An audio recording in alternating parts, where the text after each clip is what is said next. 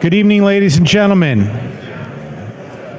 Good evening. I'm John Miko, the president of Founding Forward. It's my great privilege and honor to welcome you to tonight's public affairs program. As you all know, Founding Forward is the nonprofit charity that is affiliated with the Union League of Philadelphia, and our goal is to create better citizen leaders through civics education and programs like tonight's program. I am thrilled as we begin this summer, not just that the Whitebriar is open, and I understand a lot of fun for those of you that were there this weekend, but that we will start our teacher programs at Liberty Hill in 3 weeks.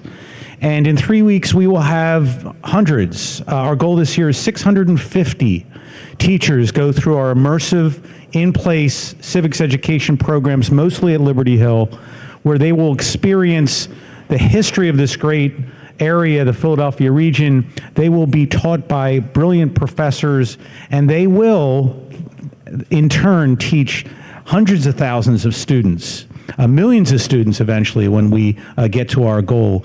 And that work is so important. It's made possible through your contributions, and we appreciate it, and we need it, and we need more of it. So please be generous when asked when you're supporting Founding Forward. So a few housekeeping items for this evening. We will have questions and answers. We will do it with the cards. So please fill out your questions on the cards. Staff will go around to pick them up. It's never too early to start to ask those questions. So please, as soon as you think of one, write it down, and we'll get to as many as we possibly can.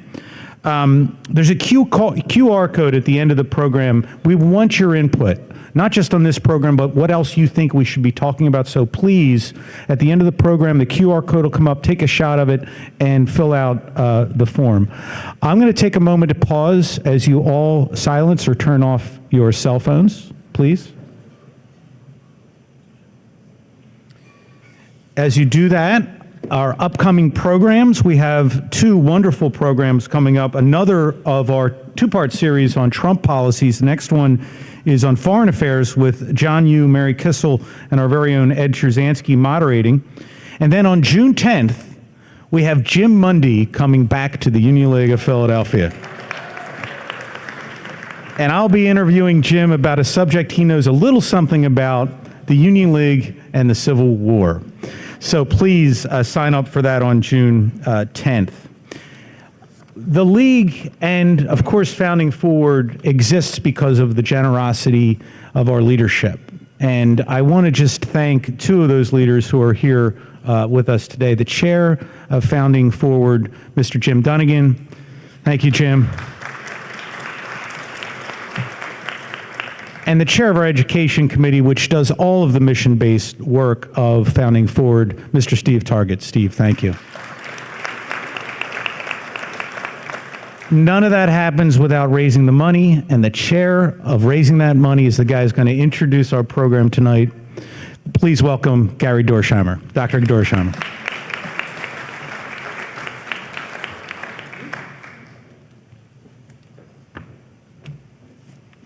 Good evening, everybody.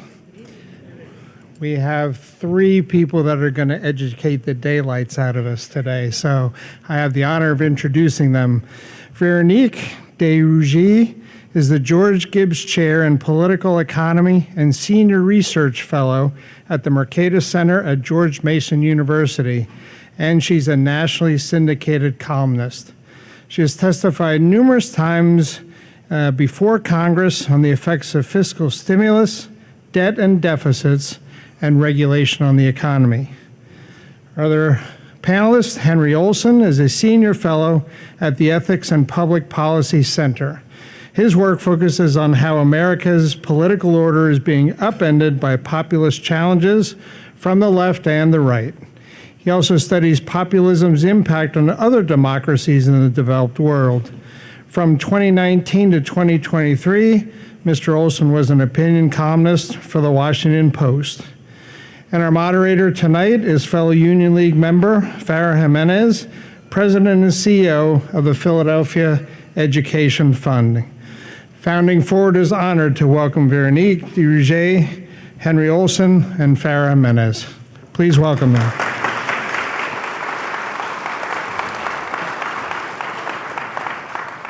Thank you so much, and great to be with you, Veronique and Henry. So I thought I'd start by quoting Thomas Sowell, who wrote, one of my favorite economists, "Sometimes it seems as if there are more solutions than problems. On closer scrutiny, it turns out that many of today's problems are a result of yesterday's solutions." So another way of saying, I think it was as much a comment on what happened in the past, but probably a warning for the future. So let's turn to the first 100 days of the Trump administration. I'm just going to list a few of the actions that were taken during those first 100 days. He ordered 60-day pause on approvals for all renewable energy development on public lands. He rescinded 78 of former President Joe Biden's executive orders. He granted clemency to everyone charged in connection with the attack on January 6th. He delayed enforcing of the federal ban on TikTok, moved to end birthright citizenship, restored the federal death penalty, terminated diversity, equity, inclusion programs across the federal government, and the renaming of the Gulf of Mexico to Gulf of America. And all those actions were taken not just in his first 100 days, but they were all taken on January 20th, his very first day. Well, it seems some people are happy about that. Now, there's been a lot more activity since then, and I think when we've spoken, we've talked about, the challenge in all of it. Some people have characterized his first 100 days as exhausting, maybe less generously, chaotic, using sports analogy, flooding the zone, maybe using game analogy, a whack-a-mole, constantly trying to hit very different things. So, Henry, can you help us understand, is President Trump playing 4D chess? Is there some coherence in the seeming incoherence? Thank you for that question, and thank you for all coming today. As somebody who lived in Philadelphia for a while, I always enjoy the excuse to come back, and particularly to a wonderful, storied institution like the Union League. I'm going to say something provocative, which is that the coherence of Donald Trump's policies, while not identical, has more in common with what this man was trying to do to his era's Republican Party than what we've seen in the last 40 years. Why do I say that? What Trump is arguing is that America has stopped being great. Well, why has it stopped being great? If you look at his critiques, they all revolve around three threads. They revolve around a foreign policy critique, they revolve around a cultural critique, and they revolve around an economic critique. The economic critique rests on the idea that America used to be great because it led the world in manufacturing, it could make things, it could produce things, and as a result, everyone who was born here and many people coming here had a chance to live their dream and have a constantly improving standard of living. That's no longer the case, according to Trump's view, and it's largely not the case because we've decided to prefer foreigners through trade and immigration than to our native-born citizens. He aims to make that change. The foreign policy argument is that we used to be great because we were strong and we could uphold the peace, but we didn't try to pursue unnecessary wars and pursue basically ideological crusades around the world. He would argue that that's what we've been doing for the last quarter century or longer.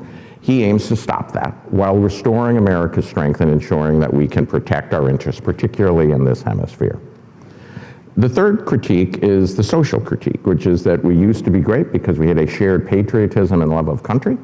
And I think he would argue that we no longer, or we are under threat of not having that because of particular ideas that are coming from the universities, DEI, race consciousness that divides America rather than race neutrality that brings, overcomes some of our past blind spots.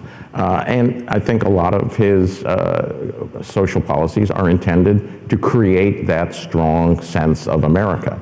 Now, what did Abraham Lincoln want? Abraham Lincoln wanted tariffs and a national government that was tilted towards helping commercial growth and helping the working person have a fair stake in life.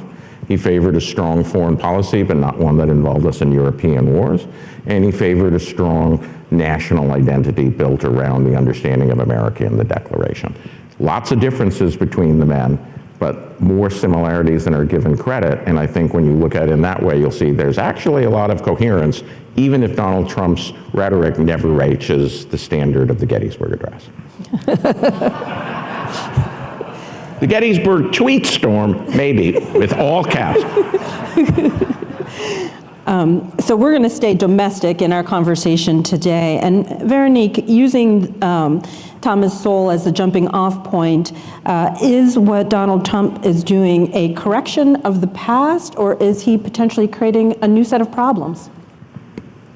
Well, so I mean, I actually really admire Henry in large part because he is the only coherent populist that exists out there. And I wish that actually the administration and the people who claim to be part of this movement had his coherence and his thoughtfulness about the whole thing, where Henry actually identifies some problems and he thinks about ways to restore it. And it just is not the way a lot of I mean, we disagree on some of the solutions and some of the problems. I actually think America is fabulous. There are lots of problems. I actually think we are still fabulous precisely because, well, sure, we have fewer people employed in manufacturing. Actually, we still produce an enormous amount in manufacturing. We create enormous value. We respected the fact that our consumers and our comparative advantage as American is actually in more productive things and in the service industry. But nonetheless, I think kind of the problem is that we can all agree that there are issues, right? This country, as fabulous, I mean, I left my own country, as fabulous as it is, it has problems. And I worry that actually, and I think Henry and I would agree, right? There are issues with men have dropped out of the labor force and feel left behind, and it creates cultural issues and things like this. But I worry that actually the way we're going about trying to address these really real problems, some of them which are cultural, with economic tools that are crude and inappropriate are going to actually create more problem than they are going to address. And I will put it out there, I'm not really, usually I don't make prediction. I fear that if we continue along these lines, which, by the way, I think in the implementation of the policies, you don't see any of the coherence that actually Henry has highlighted. If we continue in this, there will be less manufacturing in this country. We'll see a lot of the problems that the president is trying to highlight, to fix, actually be fixed. Will we see it in his term, or do you anticipate these will have long tails, so it'll take a while before we might see some of the problems? I think it's going to be short term and long term. Because unfortunately, I think kind of a lot of the Democratic Party is going to take over, pursue these policies. We've seen it with the Biden administration continuing a lot of the tariff policy of the Trump administration. And I will say right now, I'll put my cards out there, a lot of the problems that are created, they're the problem created by too much government intervention through regulation, taxation, licensing, all sorts of things which are actually stopping Americans from adjusting when there are shocks, from creating policy that are creating disincentive to work, and it seems that both parties are converging towards creating an economy that is more rigid, which is the exact opposite of what we need. So it's interesting. So one of the questions that surfaces for me as you're speaking is, what exactly does it mean then to be a conservative? And I think, Henry, you've defined Trump not necessarily as broadly as conservative, but as a populist conservative. Mm-hmm. Can you help us understand how that helps us understand him? What I believe populism is ultimately about is using a targeted but limited but effective means of government to ensure the dignity of all people in America. And what's happened in the populist view is that for at least the last quarter century, if not the last 30 years, that has not been the case, that we have the government policy has put their thumb on the scale to help a select few, at the expense of the large many. That for every job that gets hired in Cambridge, I am old enough to remember when Harvard Yard wasn't. I came here in 1991 before the renovation of Penn. This was not a place for college-educated people to go partying after it was a school in a depressed area. Education has been massively favored, and people in those industries have done very well. Drive through the backwoods of Pennsylvania and go to towns where they haven't seen any new construction in the last 30 years. That's Trump's constituency, the places where the future happened yesterday. So a populist conservative says, yes, we believe in liberty. Yes, we believe in people's innovation and entrepreneurship, but we also believe that everyone deserves a shot at the American dream, and government policy ought to reflect that, and it ought to prefer people who were born here over people who weren't. And that ultimately means change in trade and immigration policies that are designed to ensure that if you were born here and you didn't graduate from college, that you too can have a rising standard of living, not one where you have to work 2 jobs and your spouse has to work a 3rd job so that you can have that standard of living, which was not the case 60 years ago. So in what ways are Trump voters getting what they had hoped for? Those who are supportive of kind of a populist agenda, maybe you can answer that, Veronique. What do you think they're getting? And what do you think they're not getting? Well, right now they're getting a lot of tweets. I think they're certainly getting a sense that their lives, that actually there's a president that represents them. Concretely, I'm not sure. I mean, like the implementation of the tariffs has been so chaotic. So, and it is kind of hard to actually kind of follow where the president falls on this tariff thing. Is it to raise revenue? Is it to block imports? Is it to bring manufacturing back? It's like it changes all the time, and it seems it's a tool of negotiation, but then it means like, it's like on one side, it's like he loves tariffs, and on the other side, he removes the tariffs all the time. And this has actually caused, apart from, I don't know how much of the effect has been felt yet in terms of a price hike, because in the end, considering all the announcement that we've had, very few of the tariffs have actually been imposed.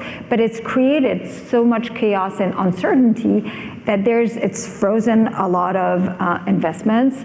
There are a lot of companies that have already announced, right? They were scaling back, and they were laying off people. Subaru has done it. I mean, when Walmart has actually started saying that it was going to raise prices, I mean, consumers or Walmart are Trump's constituency, and the president, was kind enough to admit that he recognized that actually consumers in the U.S. faced the price hike, and they weren't foreigners who were actually shouldering the price of the tariffs. But we've seen companies start. So I don't know I don't think they're getting anything really positive, except probably the feeling that they have someone fighting for them. Yeah, I think no one should expect a massive ocean liner of a American economy that is a GDP of $28 trillion in nominal dollar terms to turn quickly. Franklin Roosevelt had an amazingly productive, historically productive 100 days with legislation passed. And if you were to ask the average person, how has your life been changed in those 100 days, at the end of that 100 days? The answer might have been, I'm not afraid that my bank won't be there anymore. It takes time for these things. So I think what they've got right now is not much different than what they had before. And if you voted for Trump, many people think that he is moving in the direction they want, and they're willing to trust him for the moment on the measures that he's implementing. You see a lot of polls that say even many of his voters don't particularly like the idea of tariffs, but they're not turning against him. They're willing to give the man a chance. And I think the verdict will come in 24 to 36 or 30 months from now, when they will have seen how has this been implemented, has my life improved for the better. And I think Veronique and I could disagree, although also agree on some things as to what the likelihood is of that. But right now, most people, you do not have sectoral depressions. You have a robust employment market. Inflation is roughly the same where it was with Biden. It's not going down very much. It's not going up.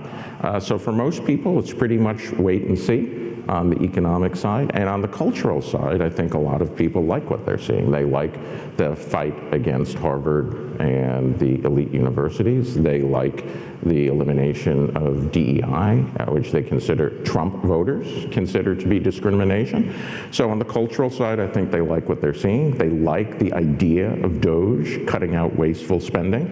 They may not like specific things, but generally I think they like the direction. But it is still a Missouri situation. They're waiting to show, they're telling them, show me.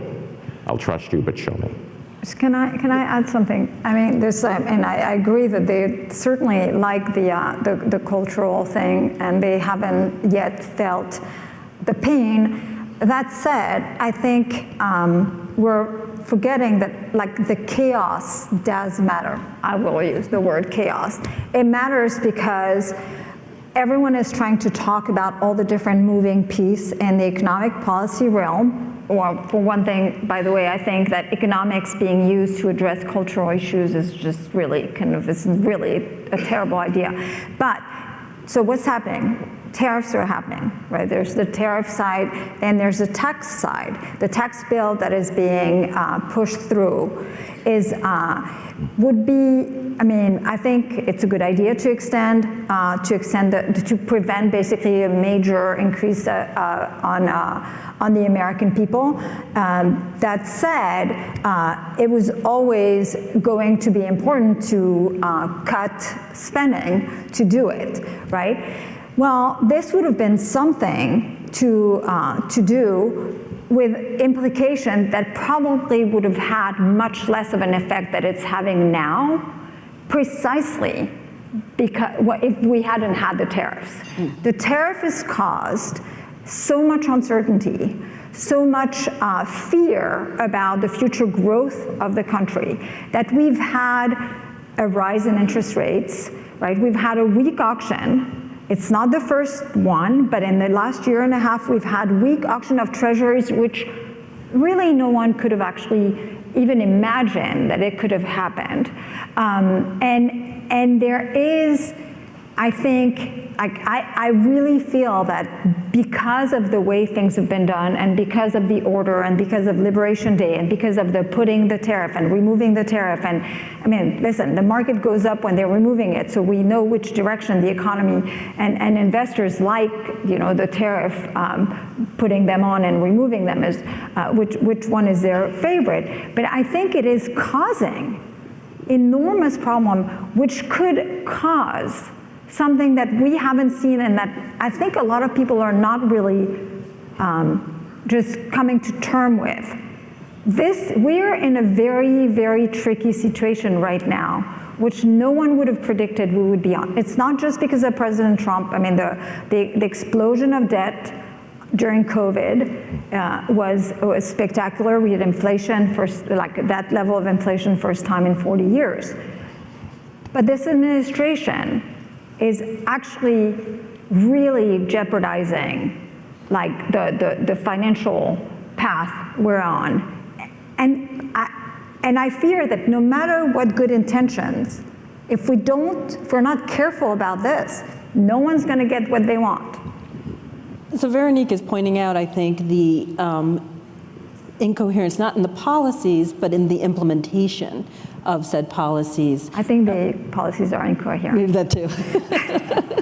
But in this particular response. It's the incoherence in the implementation of the policies. Henry, can you build coherence in the implementation of these policies? Is there one to be found? I think it would be better if Donald Trump had a set course and stuck to it, as opposed to it's Thursday, therefore it must be a 55% tariff on a country and so forth.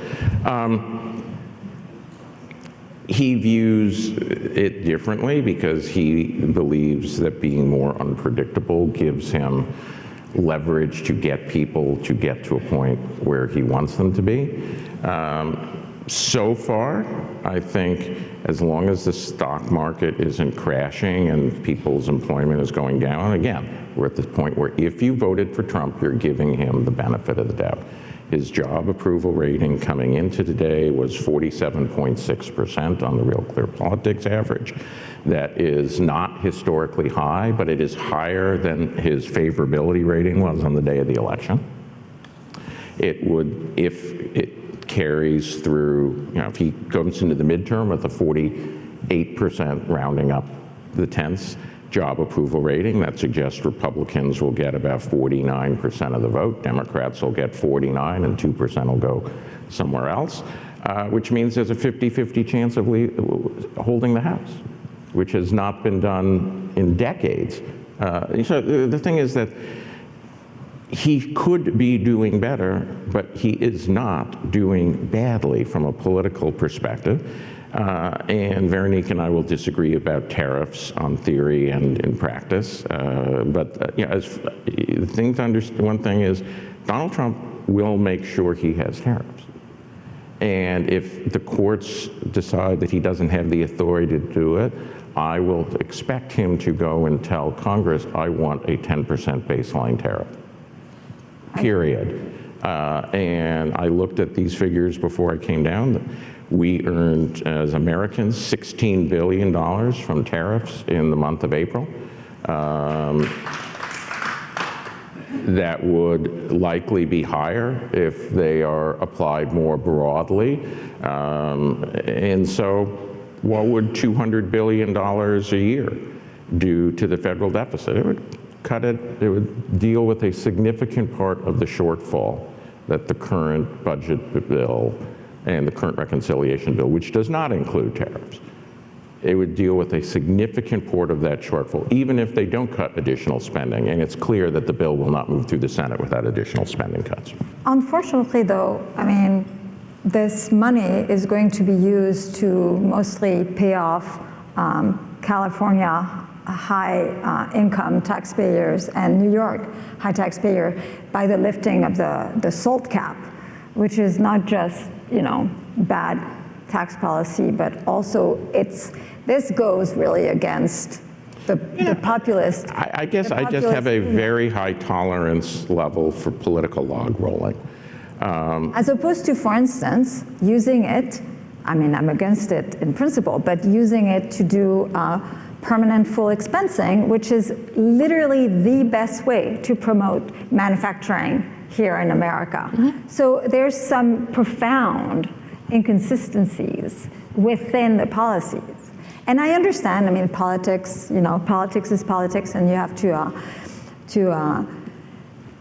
buy the votes of those or as Congressman John Breaux said during the Reagan administration, when he came out from the president, they said, has the president bought your vote? He says, nobody can rent it. But I mean, it is really problematic. When you look at where the SALT tax, who benefits from the SALT tax deduction, it is literally precisely, I mean, it's mostly in Democratic districts, and it's high income taxpayers. So you're saying so progressives have something to look forward to in the Trump budget? Exactly, and full expensing should have been a priority of this administration, who cares so much about manufacturing, because there's no better way to promote investment in manufacturing, capital intensive investments. This is the best way to promote it. So you brought me to my second favorite Thomas Sowell quote. The first lesson of economics is scarcity. There is never enough of anything to fully satisfy all those who want it. The first lesson of politics is to disregard the first lesson of economics. So given that a budget is a political tool and device, what lessons can we take away from the budget that was proposed by the Trump administration? Some have criticized it as fiscally irresponsible. There have been some Republicans who've called it a debt bomb. Others, Democrats largely, have said it cuts vital programs for little economic gain. What is this budget really communicating in terms of the president's priorities, Henry? Yeah, first, let's be a little Washington geeky, which is to say that this isn't a budget. This is a reconciliation bill that includes some spending cuts, but the president will submit a regular budget that will come out in the next month or so, that we will then work to pass appropriations bills to satisfy by, I believe it's September 30th, because the fiscal year will start on October 1st. So once this reconciliation bill is going otherwise, surprise, we're going to still be talking about fiscal stuff. My expectation is that budget is going to have many of the spending cuts that they could not get through in the reconciliation package. Many of the DOGE things might be more appropriate to be handled through the appropriations process than the reconciliations bill. The president does not, and this is going to sound a little strange, but I don't think the president has any priorities right now. Because to prioritize means to say, I'm going to do A rather than B. And I think what the president is doing right now is saying, and I'm going to take a little pop psychology here, which is, I was saved from death in Butler, Pennsylvania, to get into this position. And I don't know how much time I'm going to have on this earth. So I'm going to be a fan of an Oscar-winning movie, Everything Everywhere All at Once. And that's what I'm going to do. So what do I think the president wants? Well, understanding there's no part. I think the president wants lower taxes on working people. I think the president wants lower taxes for things that are done and made in the United States. I think the president will not compromise on at least a 10% baseline tariff. I think the president wants fewer regulations on people who produce and create in the United States. I think the president wants more cuts in domestic spending, but primarily in non-entitlement programs. I think the president wants military second to none, and that's going to require more than a one-year investment in defense. And that's just on the domestic economic sphere. And we know he wants cheap oil and expanded American fossil fuel production, which we know because of the marginal price to produce a barrel of oil or a cubic meter of natural gas is easier to do in the Middle East than it is here. You actually moderately high oil prices is a spur to domestic production. The president doesn't seem to see it that way, so he's pursuing an orthogonal path in that, but that's what he would like. And again, we will see what he's able to get. The president is enormously transactional, while unusually dogged in the pursuit of his aims. And as always, Henry does a better job at explaining and presenting President Trump's policy in like the best possible light.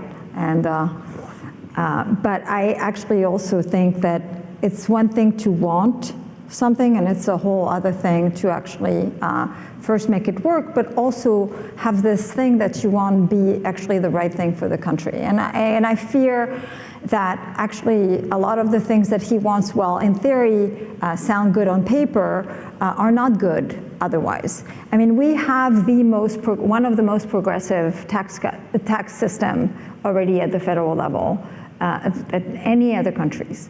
And it means that basically high-income people pay a ton of taxes, and we have and it's very it creates enormous amount of distortions. I mean, like high-income people, I mean, it's not populist to say, but I mean, they produce a lot of things, and I don't have gold bars under their pillows. I mean, some may, but I mean, for the most part, right, they're invested in their businesses, and they're employing people, and I think that making this tax system even more progressive than it already is, and all this idea of like no tax on tips and no tax on overtime, and actually no income tax for anyone making $150,000 is going to make the tax system worse. I'm a big believer of a small government. I don't want higher taxes, but I do think that a very, very progressive system as we have it is not a good system. The other thing is it's particularly not a good system when we have the size of the debt that we have, which is caused by overspending on lots of things that people want and that are not the role of the federal government to spend. But even if we could cut all the stuff that's not the role of the federal government, we still have an enormous problem.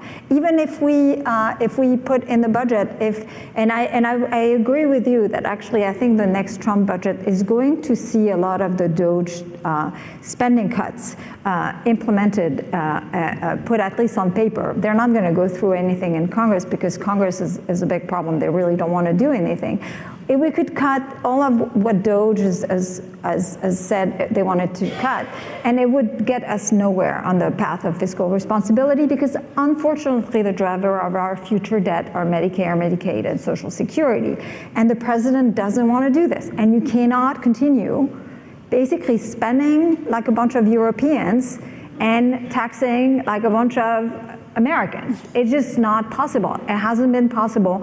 And I fear that the president's wants is actually getting us down a path where he's selling a bill of goods to the American people that is a bad one, which is you can have all the spending that you want. You can have all these programs that are the drivers of our future debt are actually a vast majority, close to 90%, if you include interest, of actually the spending and are borrowing every year, and pay no taxes. It's just not possible. And I'm just like, I think it's irresponsible.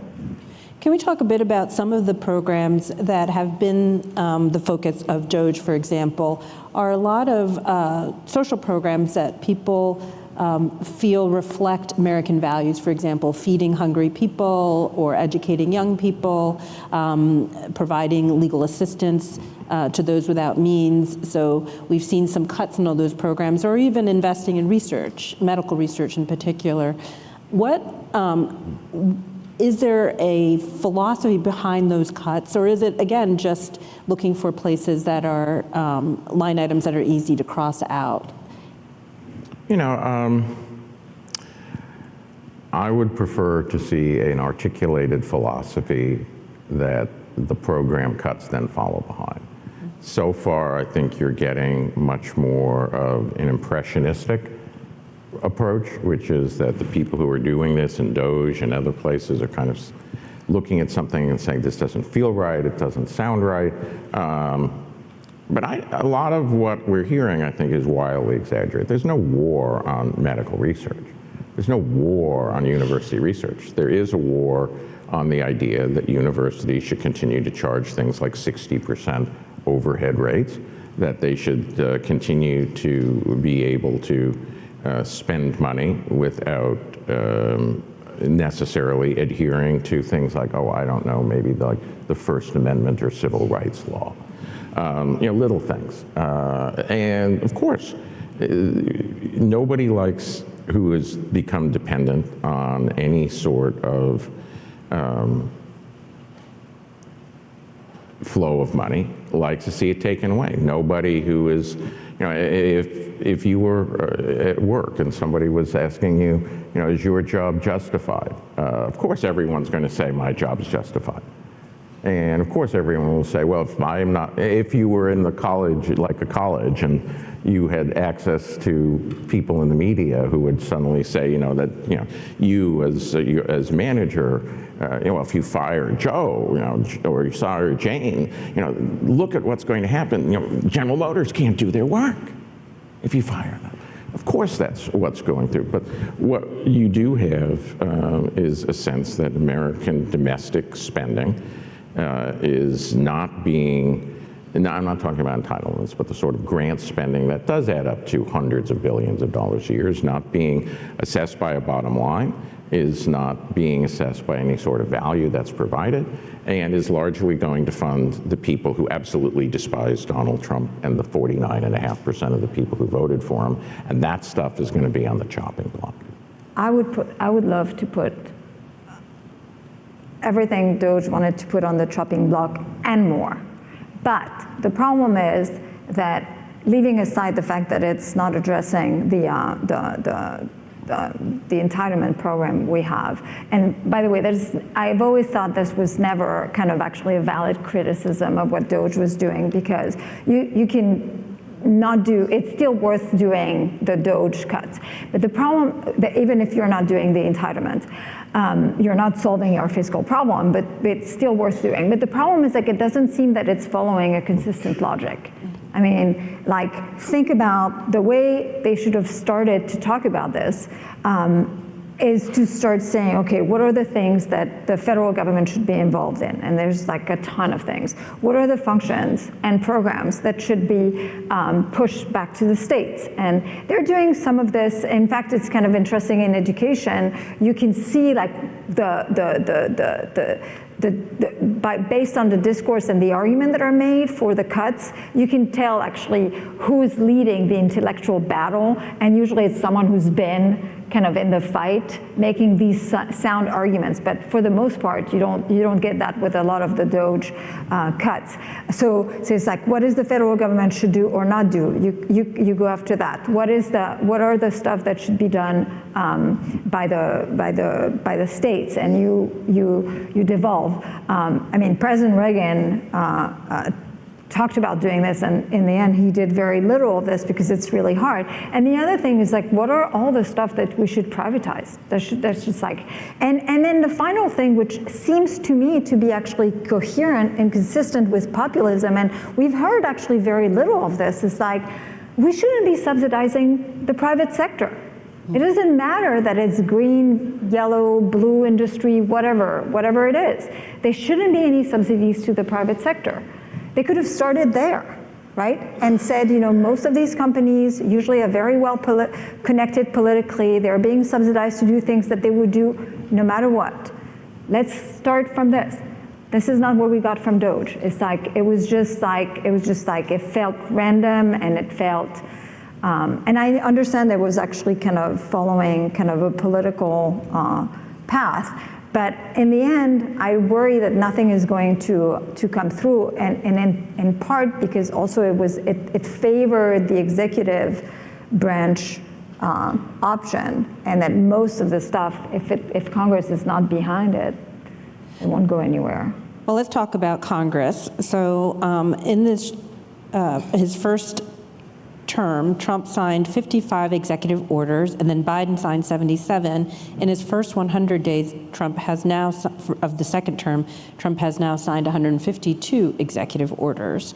So more than double what Biden did, and almost triple what he did in his first full 4-year term.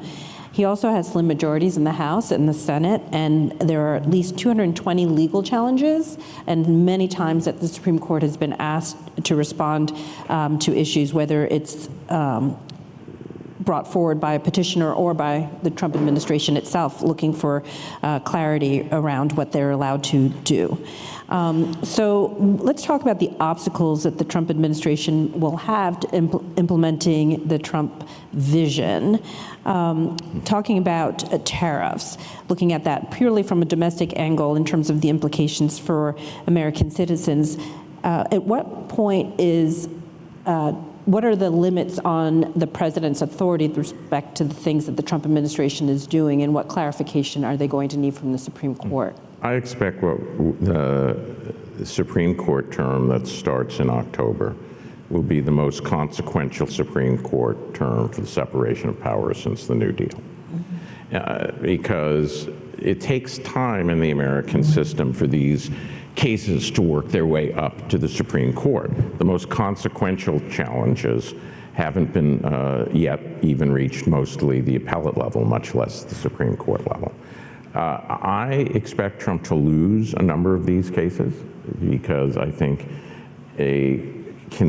first of all, from a political measure, 3 of the justices are appointed by Biden. They haven't voted in favor of the president's views on a single case that have made it to the Supreme Court already.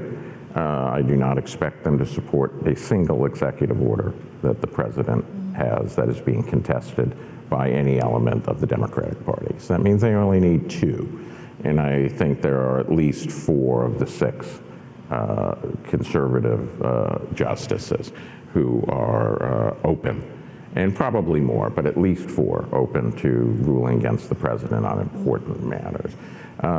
So I expect that what we will see is a number of his orders struck down by the Supreme Court. And then what that's going to do is it's going to push the president and Congress into action. And the president will have 2 choices. One is to try and foment disregard for the court.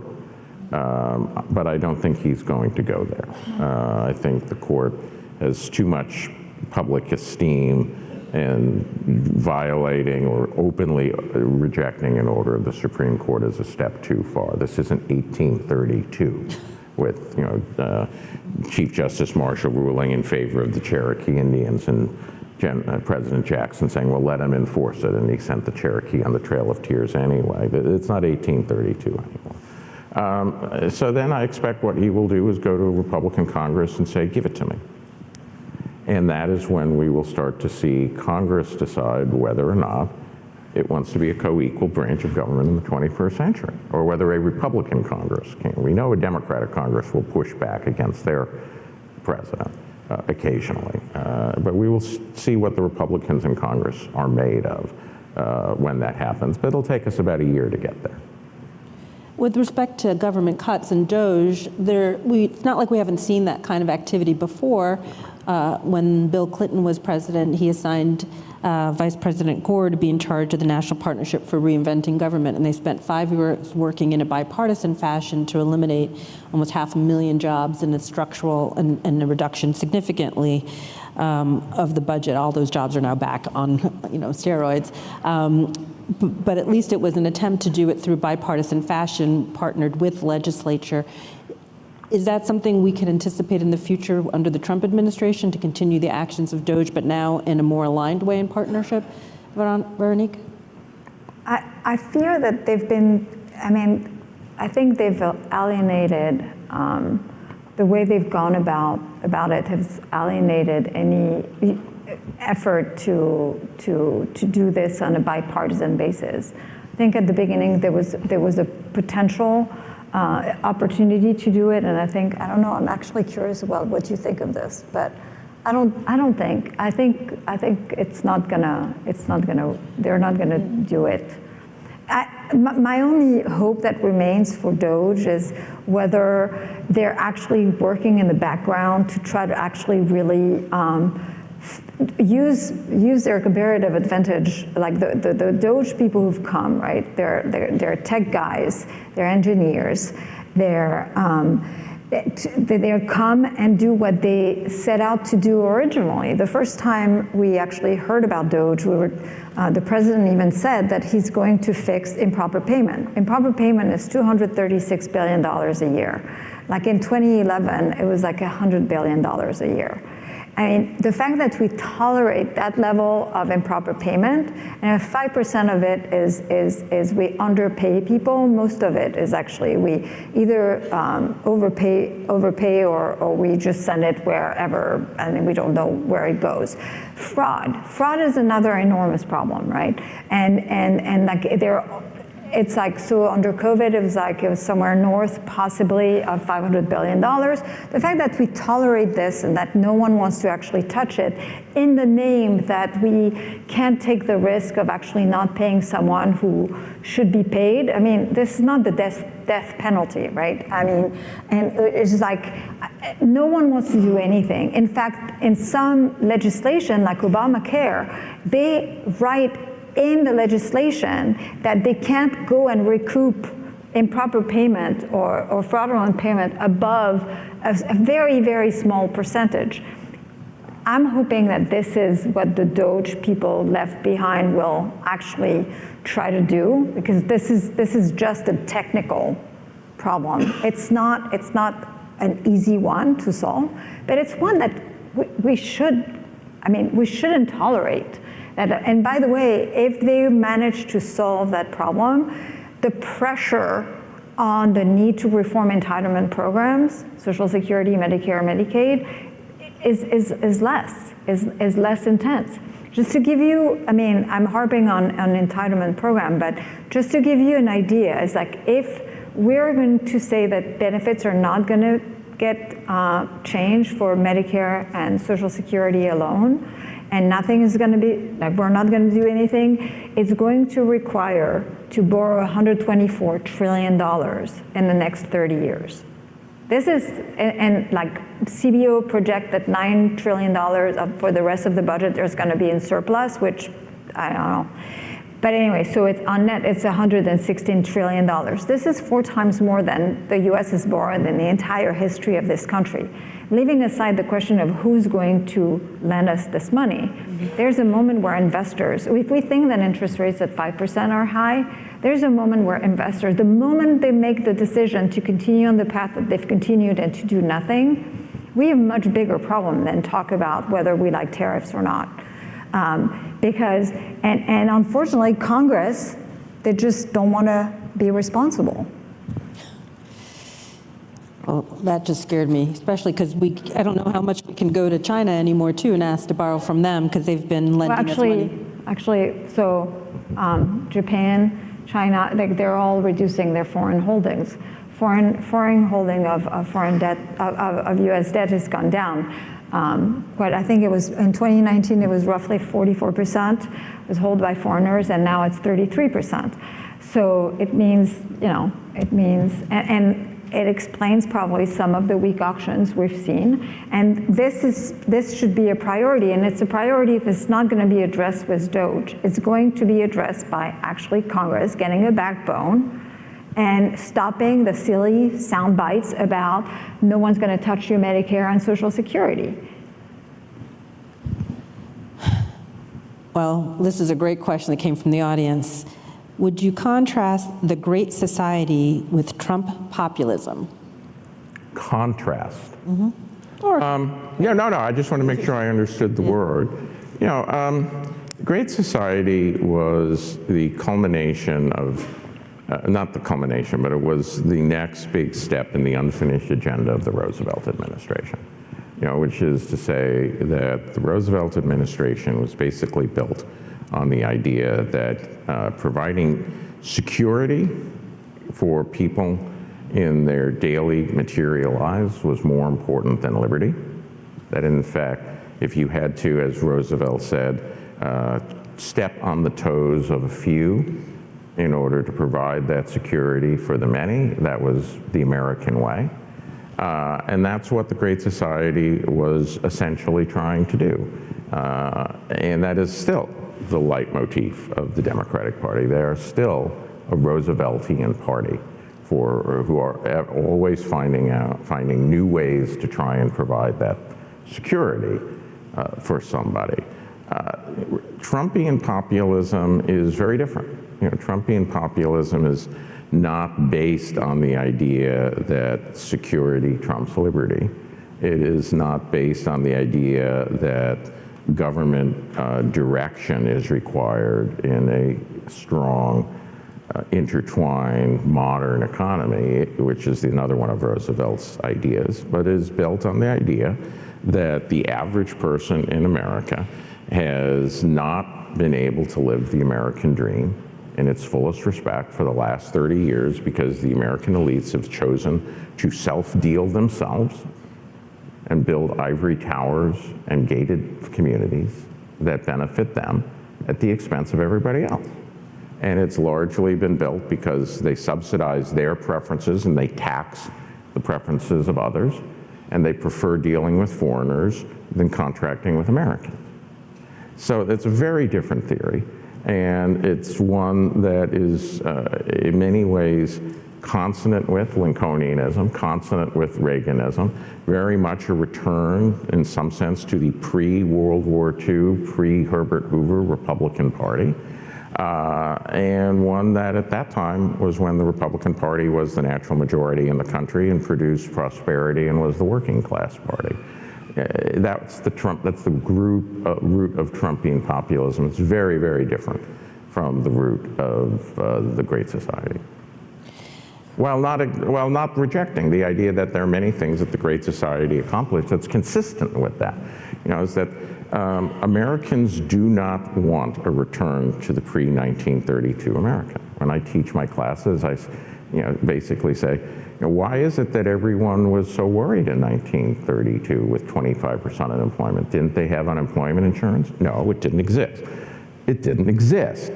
Didn't they have Medicaid that would make sure they could go to a doctor? It didn't exist. You just go through all the things that are the warp and woof of what we expect. None of those existed before 1933. And Trumpian populism accepts that in its broad outlines. It says, yes, America as a social objective does have the responsibility to ensure that no one who works throughout their life suffers poverty when they become old. But Ronald Reagan did too.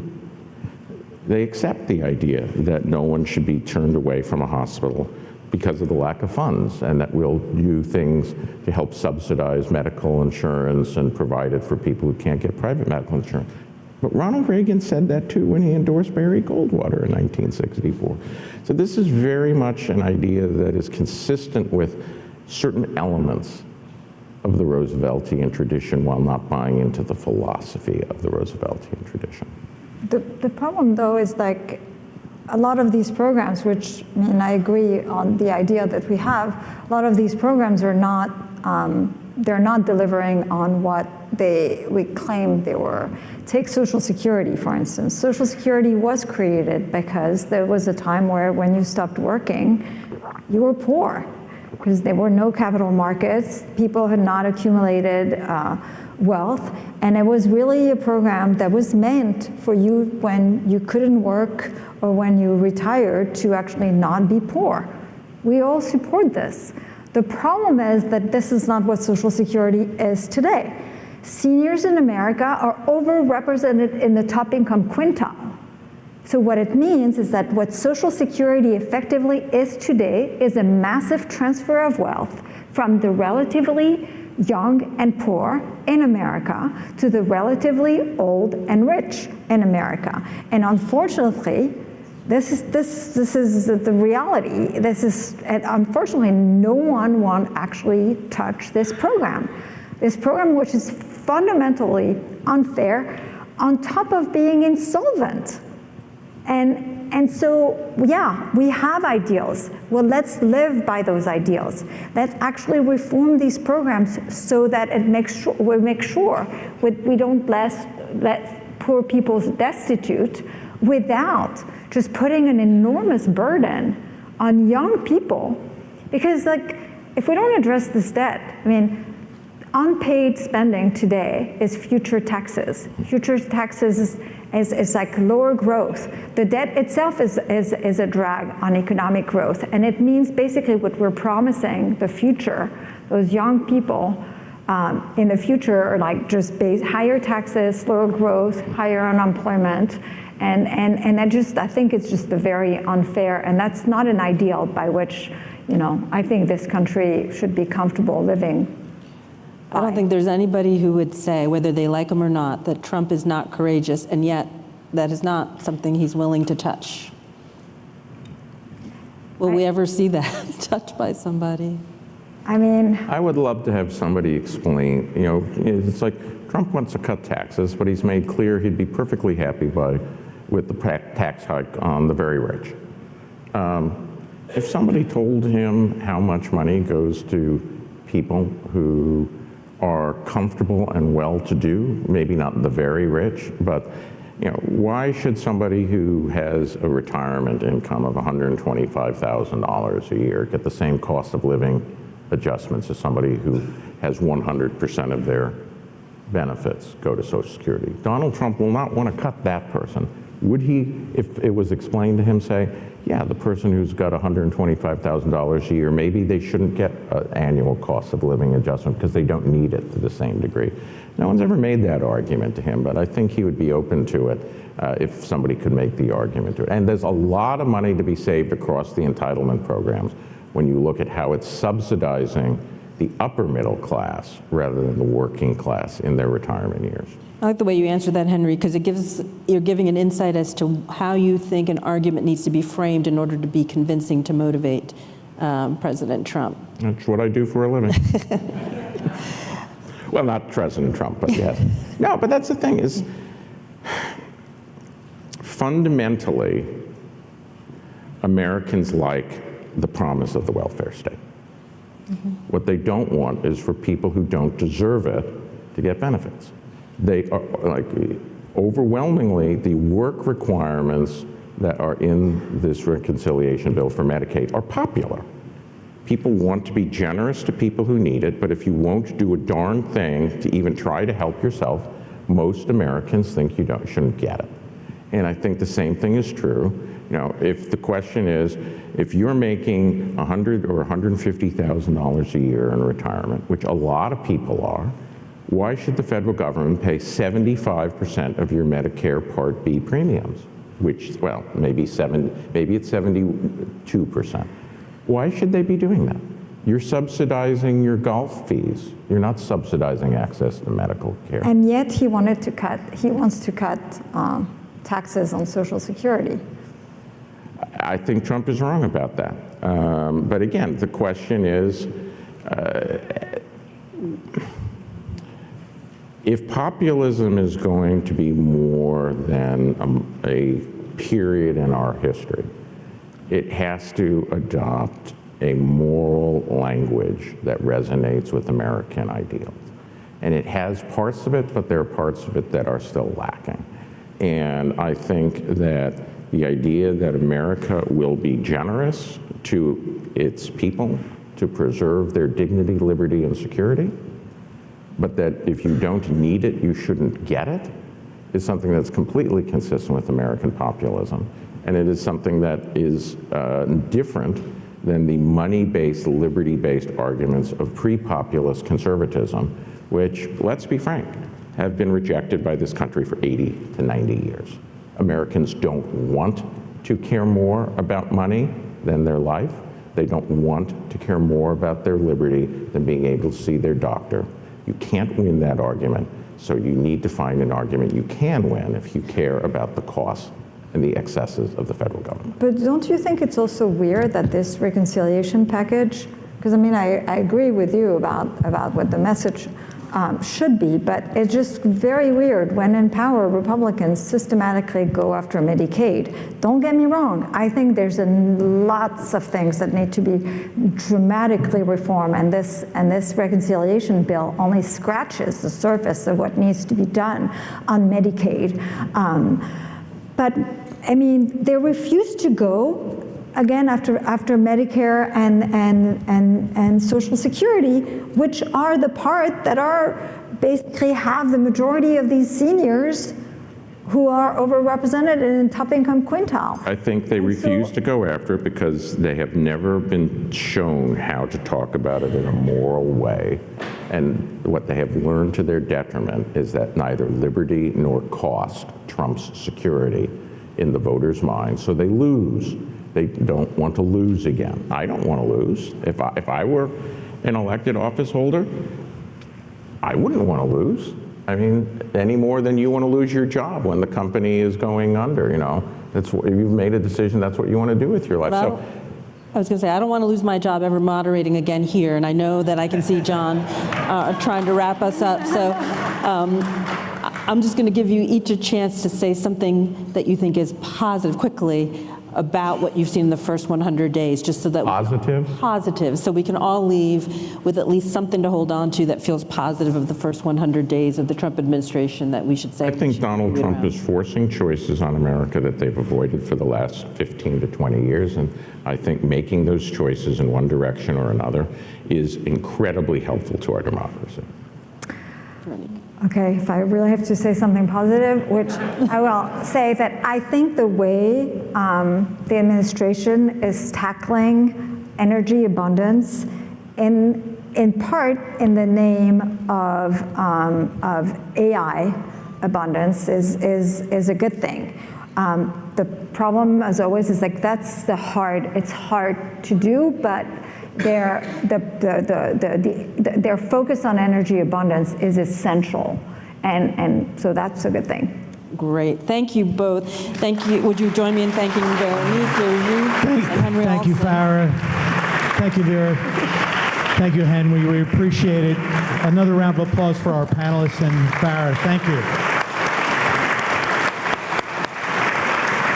We hope to see you all next week, where we'll talk about Trump foreign policy with John Yoo and Mary Kissel.